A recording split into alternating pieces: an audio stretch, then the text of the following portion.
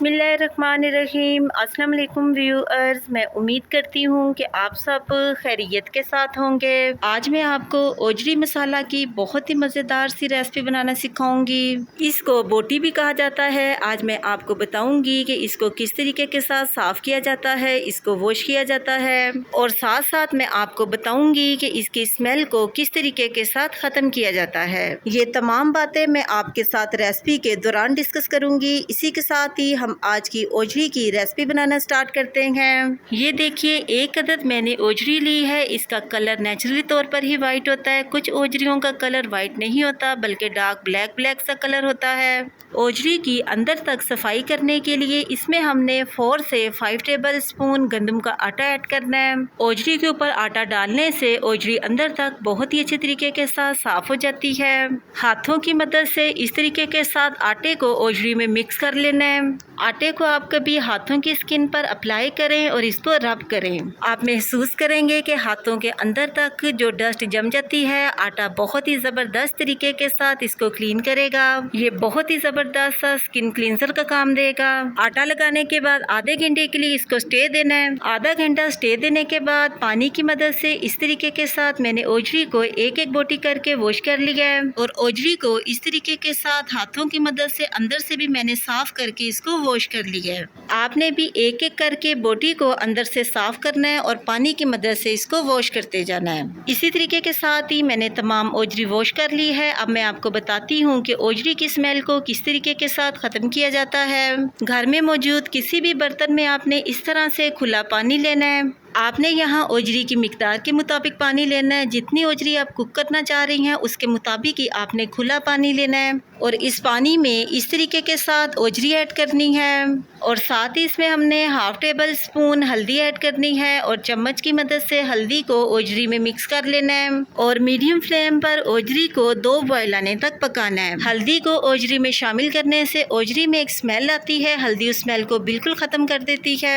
हल्दी ओजरी की स्मेल को इस तरह ख़त्म करती है कि कुक करने के दौरान भी आपको वो स्मेल दोबारा नहीं आएगी। ओजरी के ऊपर 2 बॉयल आ चुके हैं। अब ओजरी के ऊपर ये जो झाग सी आ गई है इसको साइड पे करना है और ओजरी को चम्मच की मदद से इस तरीके के साथ बाहर निकाल लेना है। इसी तरीके के साथ ही तमाम ओजरी को चम्मच की मदद से बाहर निकाल लेना है। तमाम ओजरी को पानी से बाहर निकालने के बाद इसको साफ पानी से एक बार वॉश कर लेना है ताकि इसके ऊपर जो झाग वगैरह लग गई है वो भी अच्छी तरह से क्लीन हो जाए। तमाम ओजरी को मैंने पानी की मदद से वॉश कर लिया है। अब ये कुछ इस फॉर्म में तैयार हो चुकी है। अब हम इसकी पकाई स्टार्ट करते हैं। ओजरी को पकाने के लिए मैं प्रेशर का इस्तेमाल कर रही हूँ। इसमें इस तरीके के साथ ओजरी ऐड करनी है और साथ ही इसमें हमने 2 मीडियम साइज की प्याज ऐड करनी है। प्याज को मैंने थोड़ा मोटा मोटा सा ही काट लिया है। ये ओजरी के साथ ही कुक हो जाएगा और ओजरी में मिक्स हो जाएगा। इसके साथ ही इसमें हमने एक बड़े साइज का टमाटर ऐड करना है। इसको भी इस तरीके के साथ मैंने कट कर लिया है और साथ ही इसमें हमने 1 टेबल स्पून अदरक और लहसुन का पेस्ट ऐड करना है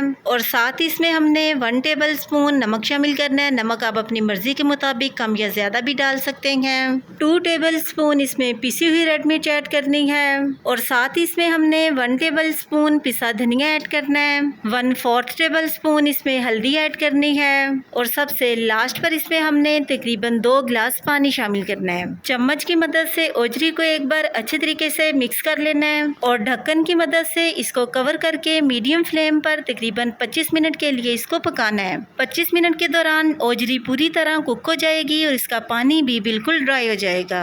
25 मिनट गुजर चुके हैं और ओजरी पूरी तरह से कुक हो चुकी है और इसका पानी भी बिल्कुल ड्राई हो चुका है। चम्मच की मदद से ओजरी को एक बार मिक्स कर लेना है। अब ओजरी को मैं एक दूसरे बर्तन में निकालती हूँ। ओजरी को निकालने के बाद इसमें हाफ प्याली कुकिंग ऑयल शामिल करना है और चम्मच की मदद से इसको हिलाते हुए 12 से 14 मिनट तक मीडियम फ्लेम पर ओजरी की भुनाई करनी है। 12 से 14 मिनट के दौरान ये थोड़े बहुत जो टमाटर आपको नजर आ रहे हैं ये इस दौरान बिल्कुल मिक्स हो जाएंगे। मैं यहाँ 1 अदद बकरी की ओजरी पका रही हूँ। आप अपनी मर्जी के मुताबिक 2 या 3 ओजरियों का भी इस्तेमाल कर सकते हैं और इसको पका सकते हैं।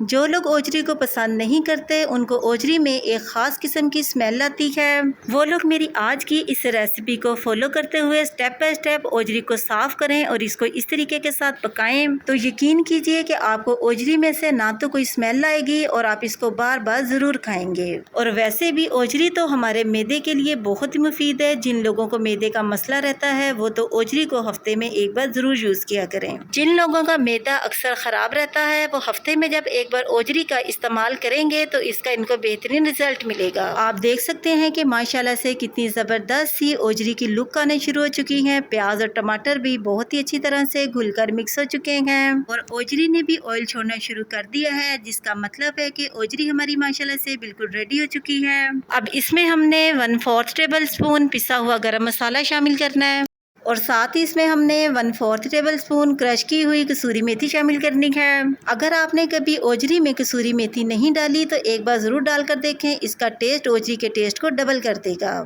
5 अदद इसमें हमने साबुत हरी मिर्ची ऐड करनी है और साथ ही इसमें हमने थोड़ा सा बारीक कटा हुआ हरा धनिया शामिल करना है। चम्मच की मदद से इन तमाम मसालों को ओजरी में मिक्स कर लेना है और चूल्हे की फ्लेम को ऑफ कर देना है। ओजरी बिल्कुल रेडी हो चुकी है। अब हम इसको एक प्लेट में निकालते हैं। माशाल्लाह से कितनी ज़बरदस्त सी ओजरी की ग्रेवी तैयार हुई है। आपने कोशिश करनी है कि ओजरी की ग्रेवी में प्याज टमाटर कोई भी चीज़ नज़र ना आए। इसके लिए आपने 12 से 14 मिनट तक ओजरी की खूब अच्छी तरह से भुनाई करनी है। भुनाई करने से तमाम चीजें ओजरी में घुलकर मिक्स हो जाएंगी। अब इसके ऊपर थोड़ा सा बारीक कटा हुआ हरा धनिया गार्निशिंग कर लेते हैं। ओजरी हमारी माशाल्लाह से बिल्कुल रेडी हो चुकी है। आप भी इसको ज़रूर ट्राई करना और कमेंट सेक्शन में अपनी राय के बारे में मुझे बताना कि आपको मेरी ये रेसिपी कैसी लगी। इसी के साथ ही मैं आपसे दोबारा मिलूंगी नेक्स्ट प्रोग्राम में एक नई रेसिपी के साथ। तब तक के लिए अपना बहुत ही ख्याल रखिएगा और मुझे अपनी दुआओं में ज़रूर याद रखिएगा। मैं अब आपसे इजाज़त चाहती हूँ। अल्लाह हाफिज़।